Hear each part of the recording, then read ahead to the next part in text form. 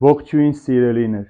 այսօր մեր Սուրբ եկեղեցին նշում է Աքեփսիմիա եպիսկոպոսի Հոսեփ քահանայի, Այթալասար Գավակի և Պլատոն վկայի հիշատակությունը։ Առաջին երեքը ապրել են 4-րդ դարում և նահատակվել 384 թվականին, թե որ քաղաքի եպիսկոպոսն է եղել Աքեփսիմիան մենք չգիտենք, բայց գիտենք, որ և նա և Հոսեփ քահանան և Այթալասար Գավակը միասին կանչվել են դատավորի մոտ, մոկպետի մոտ, որպեսզի հրաժարվեն քրիստոնեությունից։ Երկար չարչարանքներից բանտարկելուց հետո տեսնելու անհնար է, կանչել են, որպեսզի նրանից խլեն վերջին տունը ունեցվածքը, եւ Աքեփսիմիա եպիսկոպոսը պատասխանում է ասելով, որ ես այս երկրի վրա Քրիստոսից բացի ոչինչ չունեմ, եւ այն ինչ որ ունեմ, իմ հոգին է, որ պահված է Քրիստոսի համար, եւ այնքան են ծեծում, որ ընթացքում մահանում է։ Հոսեփ քահանային չարչարանքներով եւ Այթալասար Գավակին բանտարկելով տանջելուց հետո տեսնում անհնար է, կանչում են մի ուրիշ քաղաք եւ հրամայում են տեղի քրիստոնյաներին, որպեսզի նրանք քարկոծելով սպանեն նրանց։ Եվ միայն Հոսեփ քահանան հասցնում է աղոթելով ասել. «Տեր, ների այս քրիստոնյաներին, որովհետեւ նրանք ստիպողաբար պարտադրանքով են մեզ քարկոծում»։ Իսկ Պլատոն վկան ինքը մանուկ հասակից եղել է բարեպաշտ, հարուստ ընտանիքից, քրիստոնյա դաստիարակությամբ մեծացած։ Երիտասարդ հասակում ամբողջ ունեցվածքը վաճառում, բաժանում աղքատներին եւ ինքը տրվում է աղքատների խնամքի եւ տկաներին պաշտպանության գործին։ Մատնում է իբրև քրիստոնյա, ձերբակալվում է եւ դատարանում խոստովանում է ասելով. «Ես քրիստոնյա եմ եւ հավատում եմ միայն երկնքի եւ երկնքի ճշմարիտ Աստծուն։ Մերժում եմ կուռքերը եւ նողկում եմ նրանցից, որովհետեւ նրանք երբեմն դևերի միջոցով խոսում են մարդկանց»։ Եվ տեսնում են անհնար է բանտարկելուց, ծեծելուց հետո կանչում են, որ վերջին անգամ զոհ մատուցի կուռքերին, ասում է. «Ես քրիստոնյա պիտի մեռնեմ։ Դուք ասում եք կարող եք հիմա իմ մարմինը տանջել ու ոչնչացնել, փչացնել, բայց ես վստահ եմ, որ հարությամբ պիտի նորից հետ ստանամ այս մարմինը, իսկ դուք պետք է կրակնի մեջ այրվեք»։ Տեսնելով, որ այլևս անհնար է, դատավորը հրամայում է նրան գլխատելով սպանել։ Ահա այսօր ձեզ համար պիտի ընթերցեմ մի փոքրիկ հատված Տիմոթեոս առաքյալին ուղղված նամակից Պողոս առաքյալը, որտեղ պիտի մեզ խորհուրդ տա, թե մենք ինչպես պիտի ապրենք, ինչպես պիտի բարի գործենք, որպեսզի հավիտենական կյանքը չկորցնենք։ Տեսնենք ինչ ասում Պողոս առաքյալը Տիմոթեոսին ուղղված իր առաջին նամակի 5-րդ գլխում։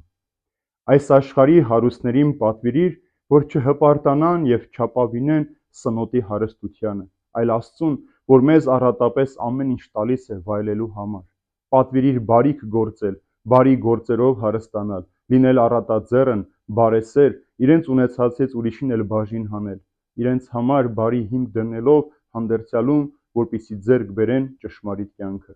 Ով Տիմոթեոս, պահիր ավանդը, հեռու մնալով պիղծ եւ նորահնար խոսքերից, հակառակությունից եւ խաբեբատիր գիտությունից, որ ոմանք հանձն առնելով շեղվեցին հավատից։ Շնորհը քեզ հետ լինի։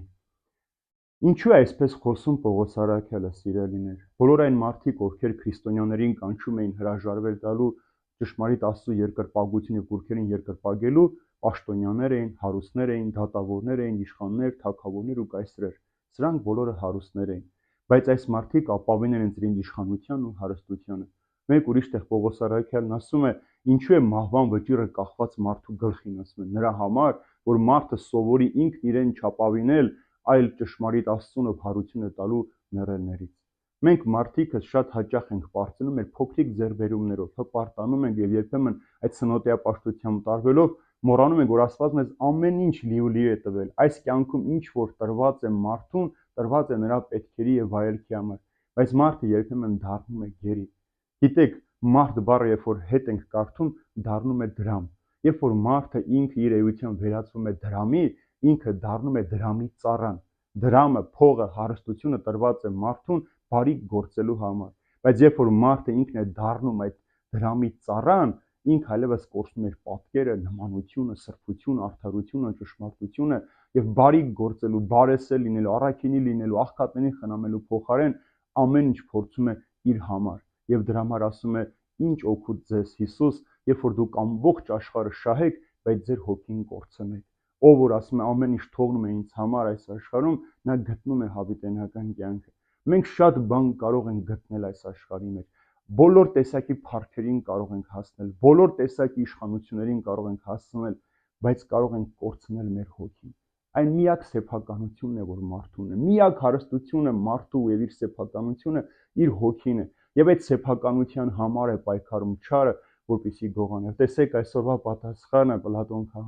վկայի, որ ասում էր երբեմն նողկում են, որտեղ այդ կուռքերը դևերի միջոցով են խոսում, այսինքն խոսում են նաև մեղքի լեզվով, այդ մեղքը գալիս է մարդուն տանելու։ Եվ եթե մենք կարողանանք այս աշխարհի մեջ այդ բարիքը գործել, տեսեք, ասում է հիմքը դրեք հանդերձյալ կյանքի, բարիքը գործելով, հեռու մնացեք սնոտի խոսքերից, վեճերից, որ սպրտել են մարդկանց մեջ, անիմաստ ձեր ժամանակը մի վատնեք այլ եւ այլ երևույթների վրա։ Ամեն օր մենք պետք է մտածենք մեր հոգու փրկության մասին։ Սա միակ առաքինությունն է մարդու, որ իրեն է պատկանում, եւ այդ առաքինուց հրաժարվել նշանակում է հրաժարվել Աստծո հոգևոր ընտանիքի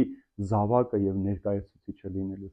Նշանակում է հրաժարվել այն կյանքից, որ Աստված տվել է խաղաղության, սիրո, երջանկության մեջ ապրելու։ Իսկ եթե մենք ուզում ենք, որ այս ամենը մեր կյանքի մեջ լինի, մենք էլ պիտի փորձենք լինել բարեսեր, խոնարհ, արդար, ողորմած, առատաձեռն, որովհետև այդպես է Հիսուս իր ձեռքը պարզում մեզ։ Երբ որ մենք դրեցինք Հիսուսի ձեռքի մեջ, Հիսուս այն հազարապատիկ ավելիով կվերադարձնի մեզ։